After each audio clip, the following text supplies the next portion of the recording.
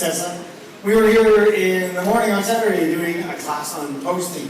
We started you guys off with a little warm-up drill where we were just doing some generic body movement, all sorts of different things that Tessa was leading us through, just to warm up. And then we decided we were going to talk about posting. So traditionally, the option of posting, or the action of posting, is getting my lady to stop on count 4. It's not using my bicep tension, it's just using my shoulder to literally stop my arm from traveling, which overcomes her momentum, keeps us on the spot. It actually doesn't overcome it, it negates it. Negates it, sorry. Yeah. And it leaves us in a neutral foot position so that then we can do some footwork or some groove in more modern Western swing. But we wanted to make sure that we also use the post for other reasons and that we can take it out of that. So we wanted to think of our post purely as a tool to use when I want her to stop. Reasons I might want her to stop: oh, somebody just walked in behind her. Right? So on a floor craft, I don't need to have to jerk her in and go, oh, I got you, we're fine. We can make it nice and subtle. Another reason may be because I want to change the shape of the movement. I want to stylize a little bit for myself. Or again, I want to lead into some groove action, so I want to change the plane of our dance and start moving sideways. Well, I can't have her going sideways if she's also going backwards.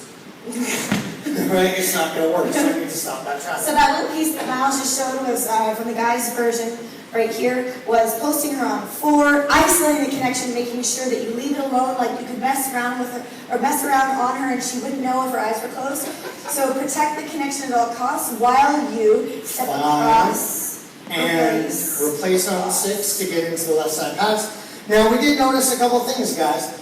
When we're playing around or once we post her, we have to pay attention to our lady's footwork. She's not on the proper foot to go. So I could be rude and just pull her. Or as I settle into my 6, I could nudge her back using a little compression on that hand. I can nudge her back to change her foot. Same thing when we're doing something in the groove. I want to make sure that I nudge her back onto her anchor before we go to make sure that it's a nice smooth exit out of that momentum. And then finally we were showing you guys just the idea of making sure you can post on the hip here, because this is commonly misled, especially when we're trying to do passes. Right? If I don't post her, she ends up walking her feet all over, but I did post her, so she was fine. We end up just tossing back and forth. The ladies can do a bunch of different body styles. And I just think touch something, hair or seaweed arms, letting your body flow, or arms flow to match your body. Okay? And then we just played with the idea of, instead of sending her out from there, send yourselves out, guys. Noticing that she's on the wrong foot, so you use the nudge technique again to settle out onto the correct foot. Come here.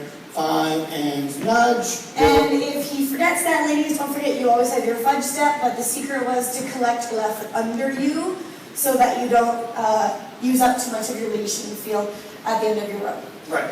For more ideas on styling stuff, we did mention that Tessa has 3 levels of styling called gut play, followers liberation. You can find that on our website at mylesandtessa.com. DVDs in physical DVD or digital download. And then I have one called Dance Like a Dude, which gives us a little more masculine presence while we're dancing, a little more ideas of how we should dance as a guy when we are letting her play or grooving. Awesome. We had so much fun with you guys this morning at Swingtime in the Rockies 2014.